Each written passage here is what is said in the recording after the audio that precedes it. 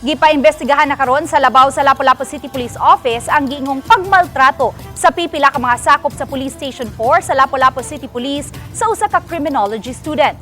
Matud ni Police Colonel Dayan Agustin, OIC sa Lapu-Lapu City Police Office, nga gitahasan na niya karon ang Criminal Investigation and Detective Management Unit sa pagsusi kung si kinsa ang mga personnel sa Police Station 4 nga duty niadtong milabayng Biyernes.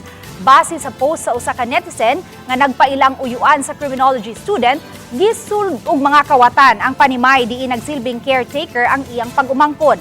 Apan sa nitubong investigasyon sa kapulisan, matud sa netizen, daw ang iya na hinuong pag-umangkon ang gipasanginlan sa krimen.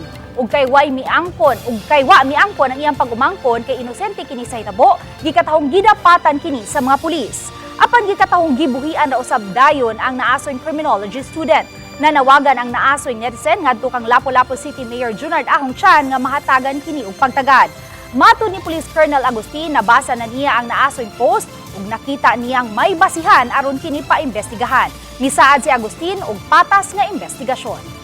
Kung talagang may paglabag, kung meron mang paglabag talaga sa ating mga kapulisan, ibibigyan natin ng kaukulang karampatang aksyon o kung ano man ang recommendation niyan, parusa, ibibigay natin sa kanila.